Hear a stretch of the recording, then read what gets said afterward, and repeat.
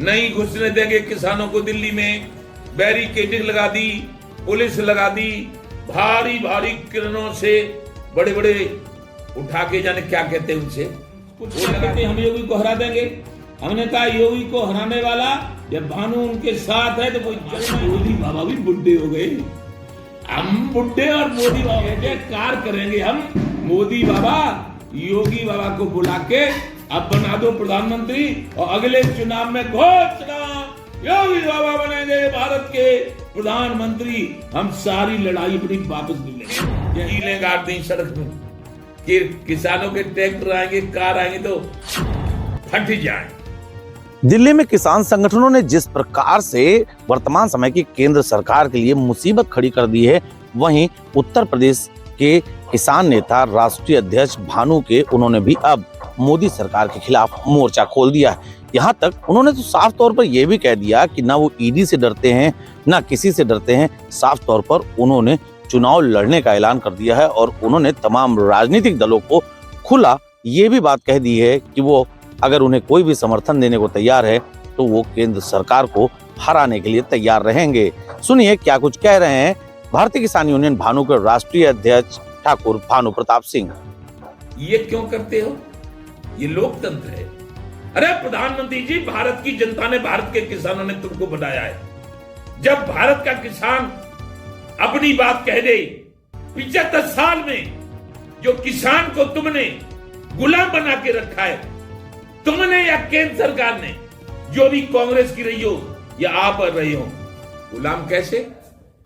उद्योगपति आजाद हैं, राजनेता आजाद हैं, अपनी तनख्वाह बढ़ाने के लिए, अपनी निधि बढ़ाने के लिए और मनमानी तरीके से कोई भी काम करने के लिए, ठेकेदारी या कुछ भी, हम जानते हैं सब, हम पढ़े लिखे हैं, हम पागल नहीं हैं।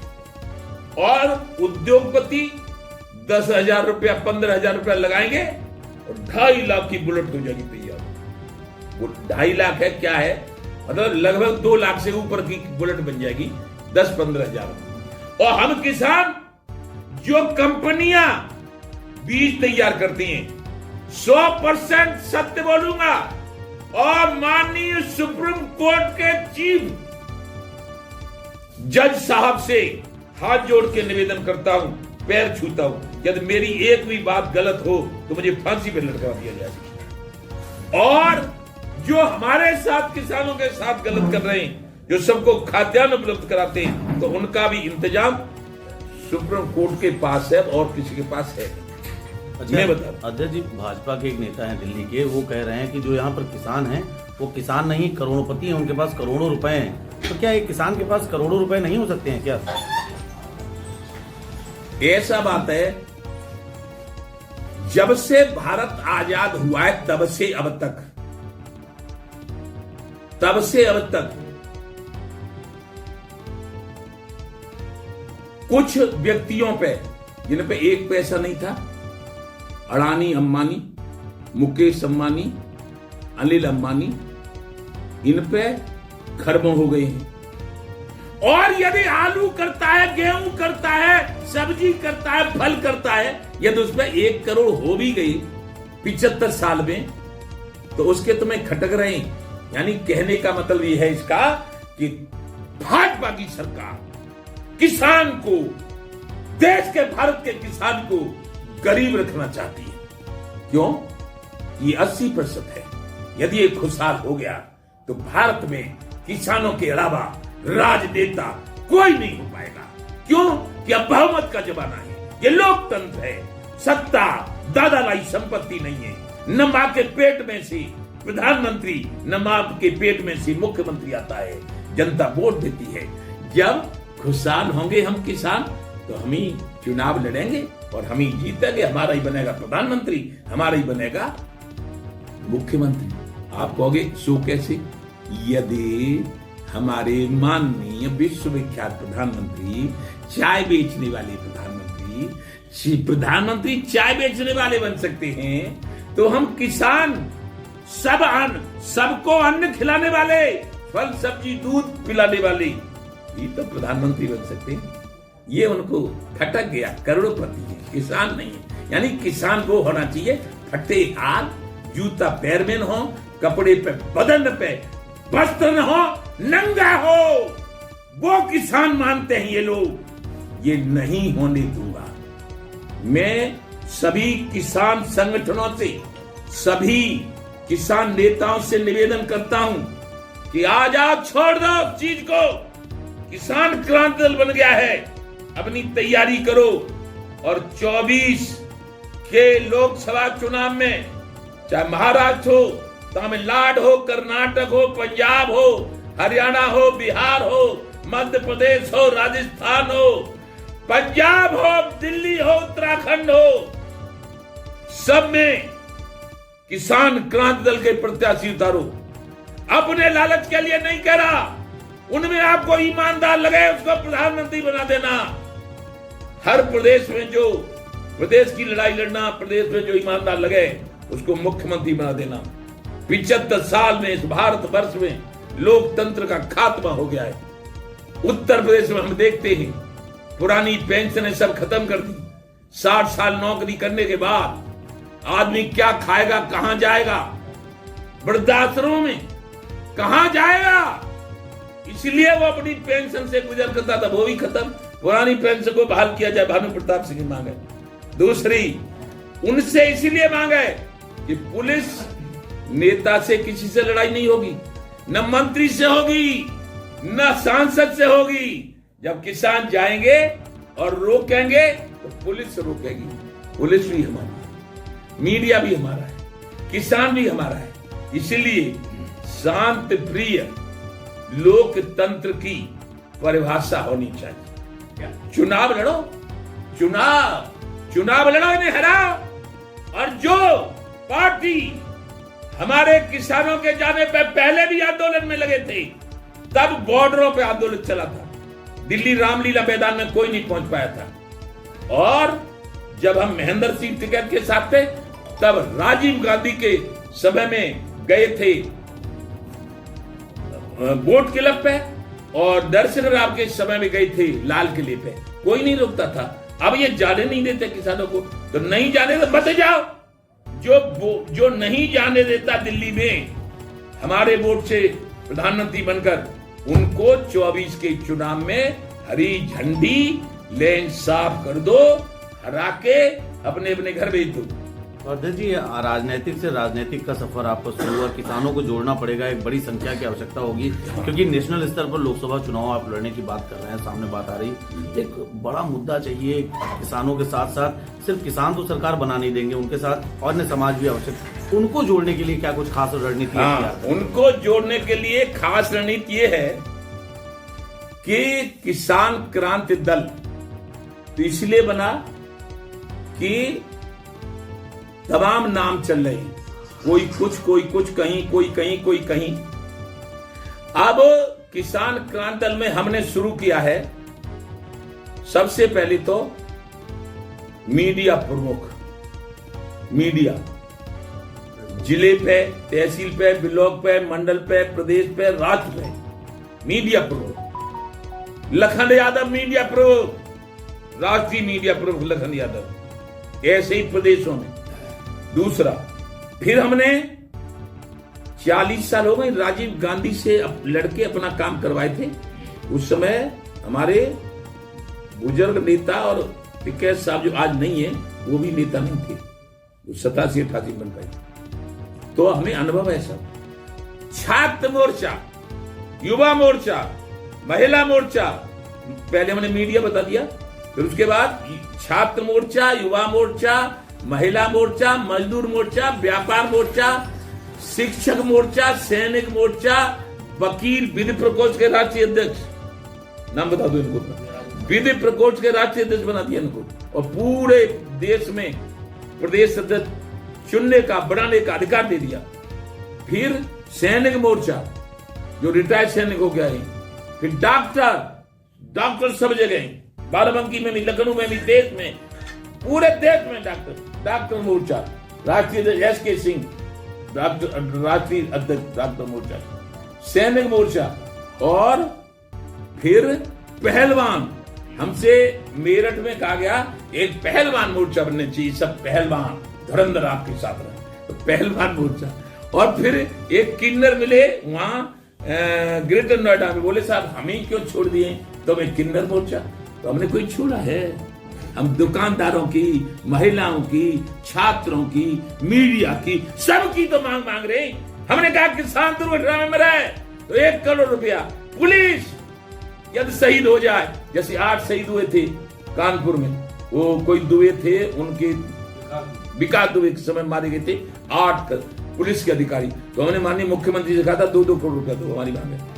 मीडिया है लोकतंत्र का चौथा स्तंभ होता है।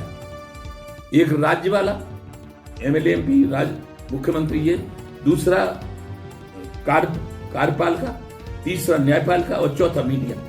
अब तीनों तो वो अपना अपना काम कर रहे हैं। अब मीडिया क्या करे? अब मीडिया की अपनी तब मांग उठाई जब हम चिल्ला बॉर्डर पर थे और कुछ लोगों ने लाल किले पे हमला किया था। वहां 525 पुलिसकर्मी दिल्ली में घायल हुए और 110 मीडिया कर्मी घायल हुए। तो दिल्ली के नोएडा के पुलिस कमिश्नर थे आलोक सिंह, आज वो कानपुर में ADGP हैं। उन्होंने कहा भानु प्रताप सिंह, ये राक्षस प्रवृत्ति हो रही है, पुलिस भी अपनी है, मीडिया के भी अपने हैं, ये क्या हो रहा है? मैंने की भेज दो मेरे पास मीडिया, अभी मैं हटाता हूं यहां से अपनी। मैंने उसी समय छोड़ दिया था। कुछ लोग कह रहे तुम भागे आए। अरे भाग नहीं आई तो हम भाग नहीं आए तो हम देशद्रोही बन जाएं? ये पुलिस भी हमारी है, ये मीडिया भी हमारा है, ये किसान भी हमारे हैं। हम मरना कटना नहीं चाहते, इसीलिए अब कह रहे हैं सब लौटे आओ, अपनी तैयारी करो। अच्छा अध्यक्ष जी, इतना बड़ा विरोध ले रहे हैं और सत्ता की बात अगर आती है, कांग्रेस लगातार ये बात कह रही है कि जो कोई विरोध करता है ये ईडी भेज देते हैं। तो आप इतना बड़ा विरोध, ईडी भेजते हैं, बीडी भेजते हैं और दिन भर, पूरे जीवन भर जेल में डाल दें, फांसी पर चढ़ा दें। ये मैं क्या कह रहा हूं? सुप्रीम कोर्ट के चीफ जज को ये सुन ले मेरी वीडियो, यदि मेरी एक बात भी गलत हो तो मुझे फांसी पर चढ़ा दे। और यदि मैं सही कह रहा हूं इस लोकतंत्र में, तो जो गलत कह रहे हैं उनका इंतजाम कर दें सुप्रीम कोर्ट। मैं हाथ जोड़ के और पैर छू के सुप्रीम कोर्ट के निवेदन कर रहा हूं। क्यों? ये 75 साल में लोकतंत्र का खात्मा हो गया है। यहाँ केवल अब चल रहा है तो तानाशाही चल रही है, केवल उद्योगपतियों को बढ़ावा दिया जा रहा है, केवल धन इकट्ठा किया जा रहा है, चुनाव जीतने के लिए खरीद फरोख्त की जाती है। मध्य प्रदेश में क्या हुआ था?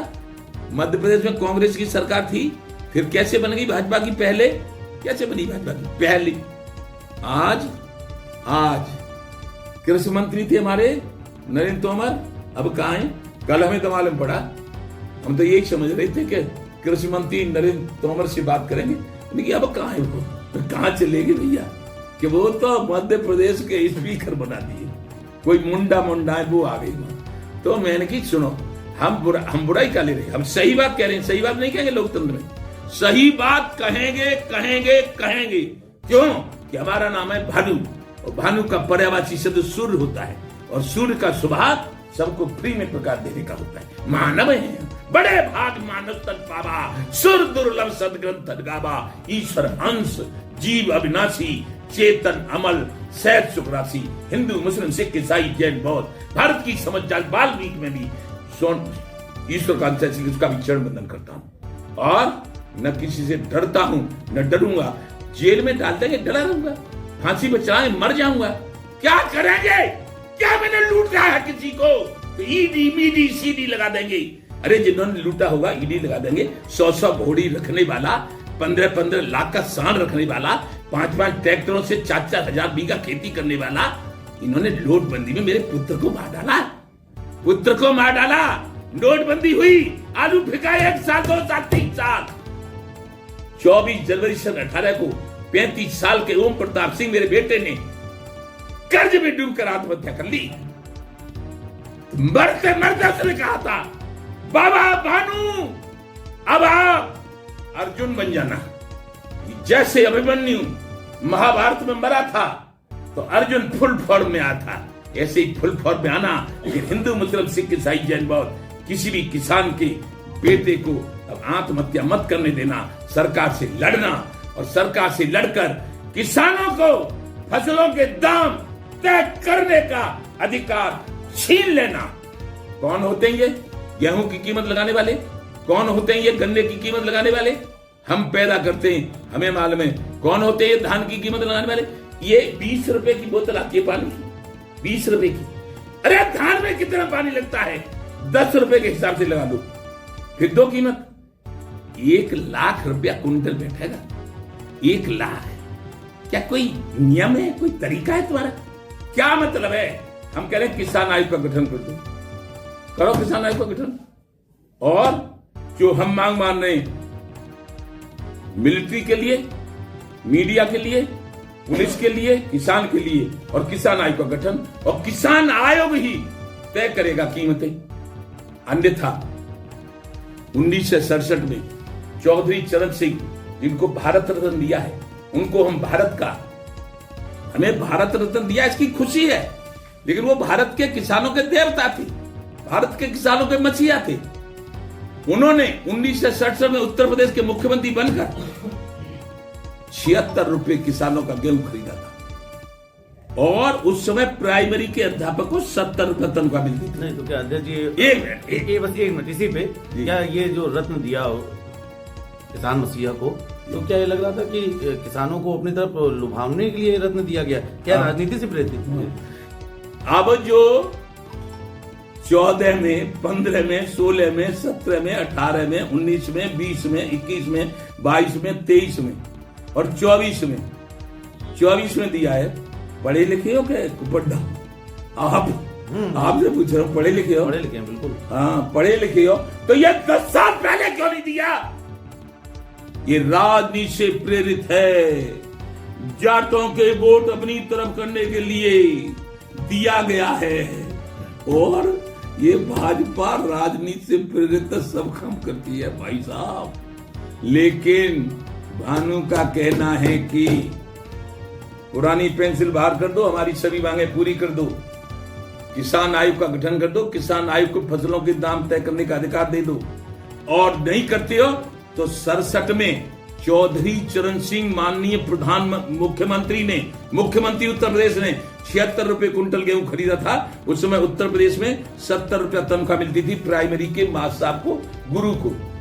70 से 70,000 है, और 76 से अभी 3,000 भी नहीं है।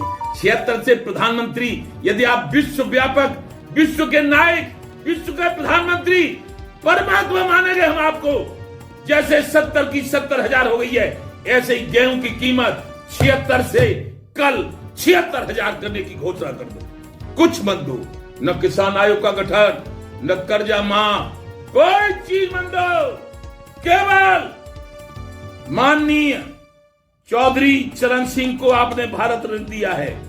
भारत रत्न की 76 रुपए कीमत, उस समय भारत रत्न अध्यापकों को दे रहा था 70 रुपया। आज सरकारी हथकंडों से, आंदोलनों के द्वारा 70,000 हो गई है। तो आप यदि हमारे किसानों के 80% किसानों के देवता बनना चाहते हो तो 70 से 70,000 और 76 से 76,000 कुंटल कीमत कर दो। फिर फ्री राशन देना। आज जो फ्री राशन दे रहे हो ना, किसानों को लूट कर दे रहे हो, लूट कर, किसानों को लूट कर दे रहे हो। मैं जेल डालेगा, जेल में भी चिल्लाऊंगा। जेल में कोई मेरी बात रोक लेगा? जेल में नहीं चिल्ला पाऊंगा मैं, कोई रोक लेगा? हाँ, फांसी पर चढ़ा दो, चढ़ जाऊंगा। लेकिन विश्व जान जाएगा कि एक ईमानदार किसान नेता जो 100 घोड़ी रखता था, उसमें आज एक गधैया नहीं है। जो 5-5, 6-6 ट्रैक्टरों से खेती करता था, उसके आज उसके पास एक ट्रैक्टर का बच्चा नहीं है। जो 1.5 से भैंस से गाय रखता था, आज उसका एक बकरिया नहीं है। कौन नहीं जानता है? प्रधानमंत्री मुझे मारेंगे, जेल में डालेंगे, तो जितना नाम प्रधानमंत्री का हुआ है उतना वो प्रधानमंत्री बदनाम हो जाएंगे। दूसरी, राजतंत्र में अर्जुन, अब मैं लोकतंत्र का अर्जुन हूं। राजतंत्र अर्जुन के बाद गांधीव था, और लोकतंत्र में मेरे पास तमाम भारत में मेरे महारथी, मेरा गांधी में, यदि मेरे साथ अन्याय होगा तो मेरे सारे महारथी भारत के अर्जुन बन जाएंगे, गांधी बन जाएंगे। तो जो सत्ता है ना उसको उखाड़ के फेंक देंगे। क्या आपने बात करी कि आप डरते नहीं हो? मैं डरने की, मैं किसी को गाली दे रहा हूं, किसी को मार रहा हूं? जो बात सही है वो कहूंगा कहूंगा कहूंगा।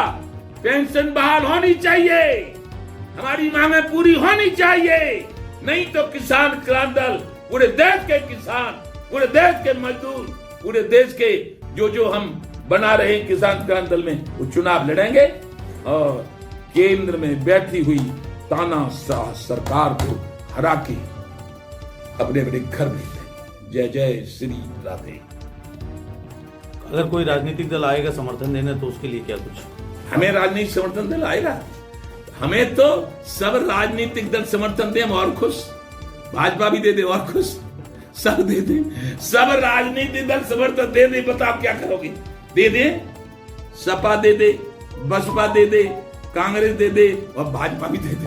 और यूं कहे भैया तुम ही सवार हो, हमें तो हो गई मालामाल, अब हमें कोई जरूरत नहीं राजनीति की। क्यों? हमारी राजनीति जो रहेगा नंगी रहेगा। हम केवल न प्रधानमंत्री बनेंगे, न मुख्यमंत्री, न कुछ बनेंगे। इतना बड़ा एक डंडा हाथ में रखा करेंगे, जो गलत करा करेगा उसके खोपड़े में ऐसे ही करो बस। तो इसलिए हमारी राजनीति लूट नहीं होगी, हमारी राजनीति सबको सम्मान होगा। पॉलिश करने वाले को आज पॉलिश के 10 रुपए देते हो, पॉलिश करने वाले को जब हम बढ़ जाएंगे, किसान बढ़ जाएंगे, 500 रुपए देंगे। रिक्शा में बैठ जाते हो, वो रिक्शा चलाता है, फिर उसे 50 रुपए देती हो, हम उसे 1000 रुपए देंगे। आज मजदूर जो काम करता है खेत में उसको 250 रुपए मिलते हैं। हम जब हमारा 76,000 प्रधानमंत्री जी कीमत घोषित कर देंगे अभी, तो हम उसको 2500 देंगे, 250 के 2500। वो भी अपनी पत्नी को लाजवाब साड़ी ले जाएगा, रसगुल्ला ले जाएगा, चमचम की मिठाई ले जाएगा, जो आज मिलती नहीं। किसान आज भूखे रहता है, और किसान जब मालामाल हो जाएगा तो किसान के भी बच्चे अच्छे स्कूलों में पढ़ेंगे। आज किसान के बच्चे प्राइमरी स्कूल में पढ़ते हैं, उसमें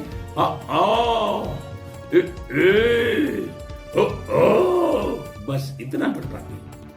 इसलिए अन्याय के खिलाफ संघर्ष करने का संकल्प ले लिया है। आप घिरे आओ गगन पर, बच जैसी आज छाती तान ली है। ए भारत के राजनेताओं, कोई मत समझना कि हार भानु ने मान ली है। मरते दम तक अन्याय के खिलाफ लड़ूंगा और हिंदू, मुस्लिम, सिख, ईसाई, जैन, बौद्ध सबका सम्मान करूंगा। मेरे संरक्षक ब्रज के विरक्त संत पूज्य रमेश बाबा हैं, जिनको प्रधानमंत्री ने पद्मश्री दिया है।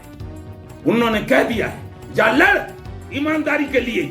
वो मुझे 11 में, 12 में, 13 में कांग्रेस से लड़े ले गई थी। जब कांग्रेस ने नहीं मानी तो उन्होंने कह दिया था कांग्रेस भगाओ, देश बचाओ, भाजपा लाओ।